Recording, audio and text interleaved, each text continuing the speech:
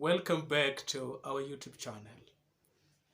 We're continuing with our discussion on Henry Gibson's A Doll's House, with our focus today on Act 2. The episode is episode 6. In this episode, Nora finally tells Mrs. Linde her secret. What we know previously in their previous encounter was that Nora had told Mrs. Linde that she had borrowed £250 from someone without the help of a male figure at the back of her husband to take Torvald for treatment in Italy. But she had not been told from whom did Nora borrow the money. At the end of episode 5, we see Krogstad dropping the letter at the letterbox.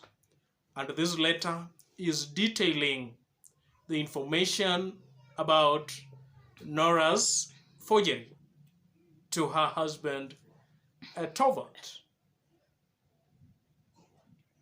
We see an anxious Nora who is fearful.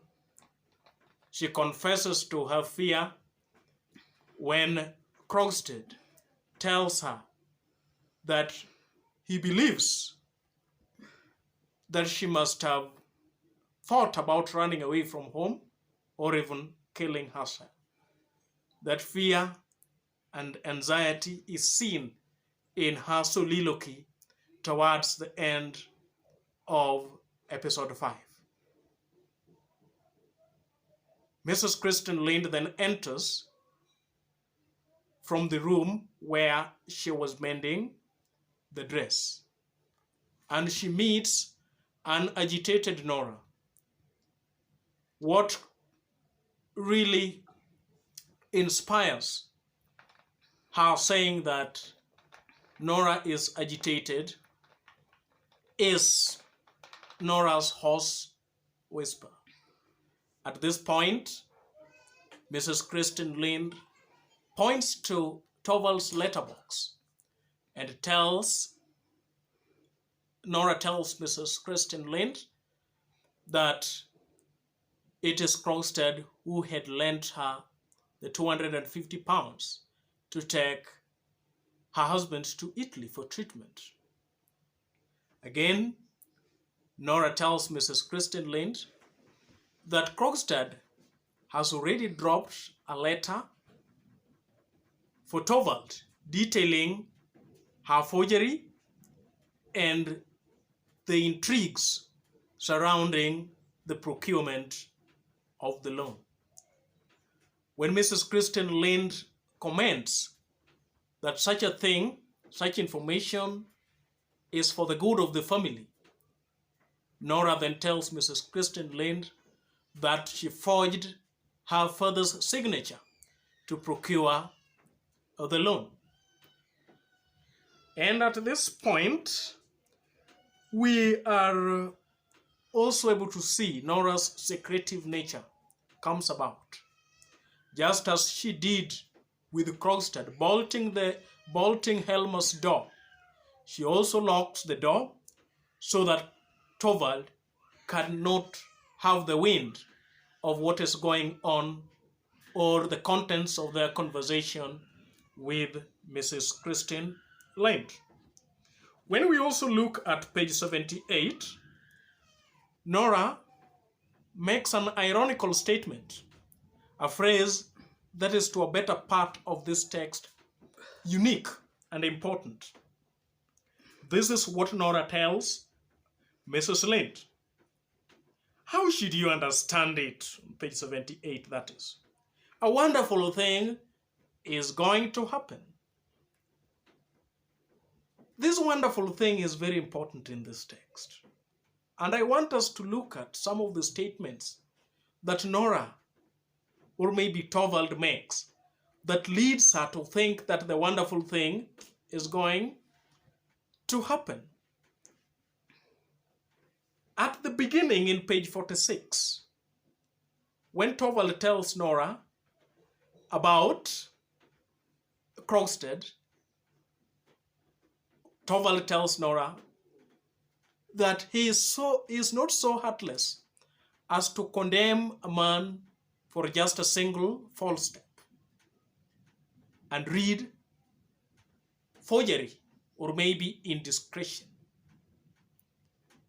When Nora talks to Mrs. Kristen Linde in page 53, she tells Mrs. Linde that Torvald is absurdly fond of her, that he always wants her all for himself.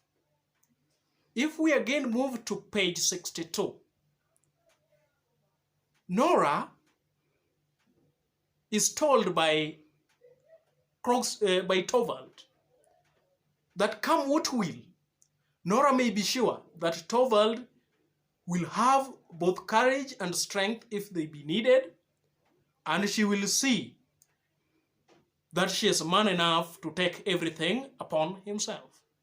As if that is not enough, in page 68, Nora again tells Dr. Rank that Torvald is devotedly and inexpressibly deeply in love with her, such that he would not hesitate to take any sacrifice for her sake.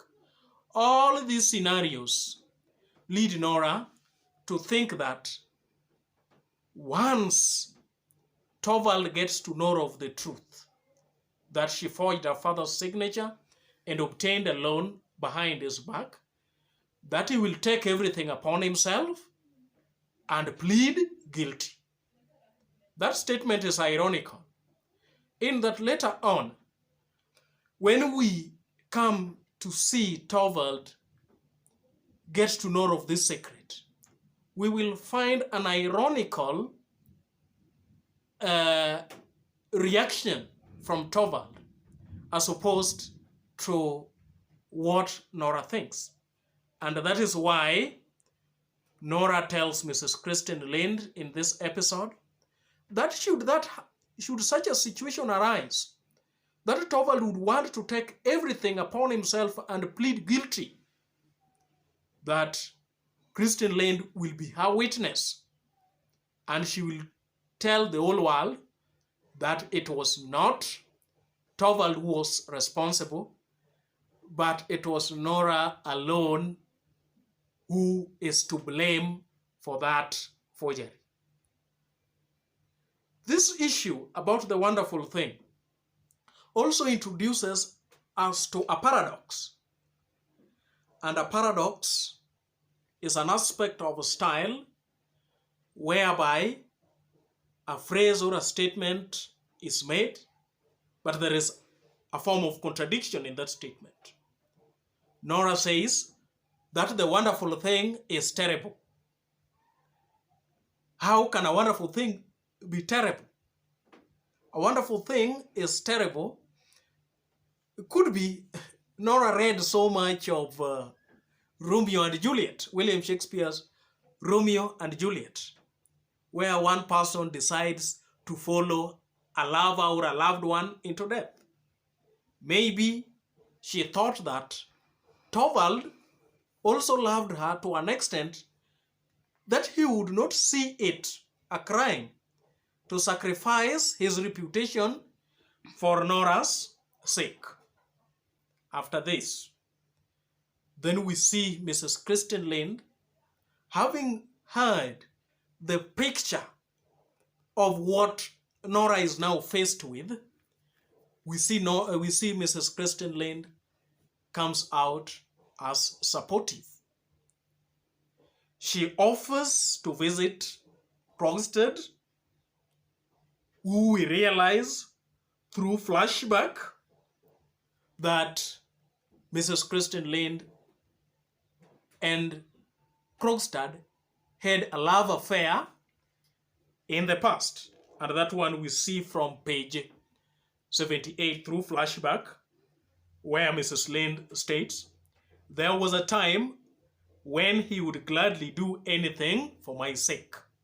They had been lovers in the past, and Mrs. Kristen Linde is looking forward to cashing in on their past relationship to convince Krogstad to demand back his letter unread. Viewers, that brings us to the end of Act 2, Episode 6. The next time we meet, we will be discussing the final episode of Act 2, that is Episode 7.